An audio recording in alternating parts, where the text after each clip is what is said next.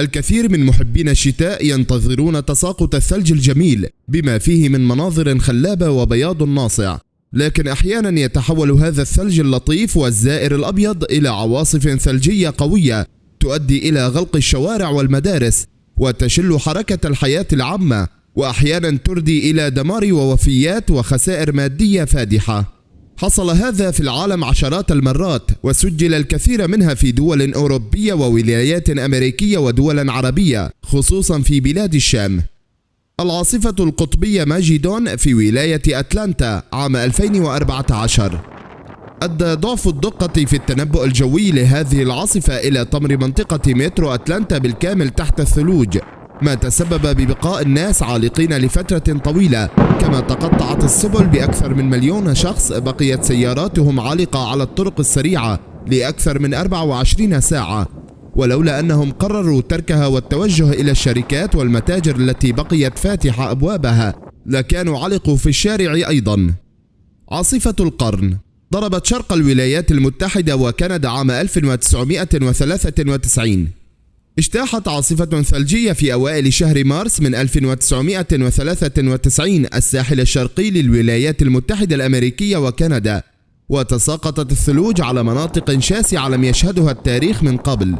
تساقطت الثلوج من شرق كندا حتى ولاية ألاباما، أي أنها ضربت أكثر من 26 ولاية أمريكية دفعة واحدة. في هذه العاصفة توفي نحو 270 مواطنا أمريكيا، وحطمت العديد من الأرقام القياسية المتعلقة بانخفاض درجات الحرارة، إذ سجلت نحو 24 درجة تحت الصفر مع سماكة ثلوج تجاوزت 100 سنتيمتر. تساقطت الثلوج في مناطق غير معتادة على الثلوج مثل ولاية جورجيا وألاباما، في حين بقي نحو 10 ملايين أمريكي بدون كهرباء بسبب هذه العاصفة الثلجية. العاصفة الثلجية الكندية الشرقية 1971 هبت هذه العاصفة الجوية الضخمة القادمة من المحيط الأطلسي في شهر مارس 1971، وشكلت عاصفة ثلجية عنيفة اجتاحت كافة مناطق كندا، فوصلت سماكة الثلوج في مدينة مونتريال إلى أكثر من 45 سنتيمترا وأكثر من 60 سنتيمترا في العديد من المناطق. كما ولدت العاصفة رياحا شديدة القوة تسببت بتجمد الثلج في الهواء ومنع الرؤية ووفاة أكثر من 20 شخصا. العاصفة الأقوى عنفا في إيران عام 1972 ضربت عاصفة ثلجية تعتبر الأكثر دموية في تاريخ إيران والعالم في شهر فبراير من عام 1972، واستمرت لنحو 5 أيام متتالية. وصل تراكم الثلوج إلى أكثر من 8 أمتار في بعض المناطق الواقعة شمال وغرب ووسط وجنوب إيران. أما عن درجة الحرارة فوصلت إلى 25 درجة مئوية تحت الصفر. توفي خلال العاصفة أكثر من 4,000 شخص، كما تدمرت نحو 200 قرية بالكامل. ويعود سبب أعداد الوفيات الكبير إلى النقص الكبير في درجة الحرارة ونفاذ الطعام والمياه وتوقف الخدمات الطبية خلال عام أصيب فيه الكثير من الناس بالإنفلونزا. قرية شيكلاب فقدت كل سكانها البالغ عددهم 100 نسمة بسبب هذه العاصفة الثلجية. الثلج العظيم في ولاية نيو إنجلاند 1717 سلسلة مكونة من 4 عواصف قطبية ضربت بشكل متتابع ولاية نيو إنجلاند في أواخر فبراير شباط وأوائل مارس آذار عام 1717. لا أحد متأكدا تماما من مدى انتشار الآثار، حيث كان حفظ السجلات متقطعا في نيو إنجلاند، إذ تم تسجيل تساقط ثلوج كثيفة في أماكن بعيدة، لكن بوسطن كانت الأكثر تضررا. أفادت التقارير المحفوظة أن العاصفة الأولى تسببت بوصول سماكة الثلوج إلى 1.5 متر، تبعتها عاصفة أخرى أضافت نحو 1.2 متر مرة أخرى، وفي نهاية العاصفة وصلت سماكة الثلوج إلى نحو 7.5 أمتار. تسببت الثلوج في دفن منازل بأكملها، فأجبرت الناس على الخروج إلى الشوارع من خلال نوافذ الطوابق العليا.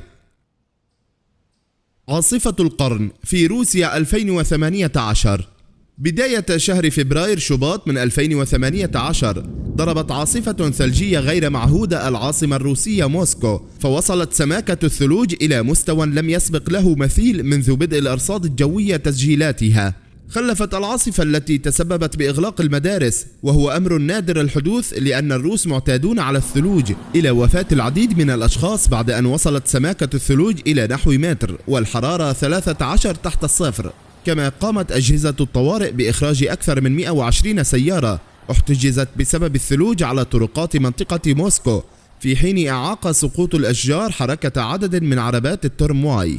كما تم استدعاء الجيش لمساعدة حوالي 3000 من أفراد طاقم المدينة في إزالة الجليد، ونحو 70,000 موظف في بلدية موسكو من أجل إعادة الكهرباء للمدينة والمساعدة في فتح الطرقات. العاصفة الثلجية التي ضربت الأردن سنة 1992. ضربت عاصفة ثلجية في عام 1992 كافة مناطق بلاد الشام، وكانت الأردن الأكثر تضررا من هذه العاصفة، إذ تساقط الثلوج على معظم مناطق الأردن عدة مرات شتاء 1991 و 1992. كانت أولى العواصف الثلجية التي ضربت الأردن في شهر ديسمبر من عام 1991، وبعدها بشهر واحد هبت عاصفة ثلجية جديدة بشهر يناير 1992، ومن ثم هبت 4 عواصف ثلجية متتابعة في شهر فبراير 1992. مجموع العواصف الثلجية التي ضربت الأردن من ديسمبر 1991 إلى فبراير 1992 6 عواصف، وبعض الأحاديث تقول 7 عواصف. العاصفة الأقوى والأعنف كانت آخر العواصف من سلسلة العواصف الثلجية التي هبت في شهر فبراير 92، بحيث تساقطت الثلوج بكثافة في كافة مناطق الأردن، ووصلت سماكة الثلوج إلى أكثر من 120 سنتيمترا في العاصمة عمان، ومتر إلى متر ونصف من الثلوج في مناطق واسعة أيضا، وتجاوزت المترين في الجبال الجنوبية والشمالية. وتساقطت الثلوج وتراكمت بشكل عمل على إغلاق الطرق وتوقف حركة الحياة في المناطق المنخفضة الارتفاع مثل الزرقاء وإربد، وهطلت الثلوج في الأغوار حينها وقت الذروة. العاصفة الثلجية أليكسا التي ضربت كافة بلاد الشام عام 2013.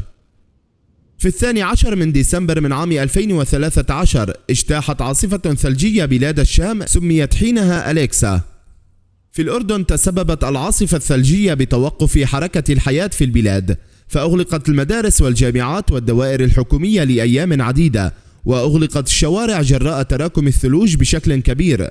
ووصلت سماكة الثلوج في بعض مناطق العاصمة عمان والبلقاء وعجلون وغرب جرش إلى 100 سنتيمتر وأكثر. تعتبر العاصفة أليكسا أقوى عاصفة ثلجية شهدها الأردن منذ بدء توثيق السجلات المناخية في البلاد. أما في سوريا فقد كانت نتائج العاصفة الثلجية أسوأ بكثير من الأردن، خاصة أن سكانها كانوا يعيشون حالة حرب، فمنهم من كان يعيش في مناطق محاصرة من قبل النظام، ومنهم من كان يقطن في المخيمات على الحدود التركية والأردنية. وقد وصلت سماكة الثلوج في معظم المدن السورية إلى نحو 30 سنتيمترا. كانت منطقة غوضة دمشق الشرقية من أكثر المناطق المتضررة في سوريا، إذا كان سكانها يفتقرون لمعظم مستلزمات الحياة من غذاء ودواء، وحتى المحروقات كانت مفقودة بشكل كامل، علاوة على أن نحو 40% من منازل المدينة كان مدمرا بسبب الحرب. تسببت العاصفة أليكسا بوفاة نحو 12 طفلا داخل سوريا وخارجها في المخيمات.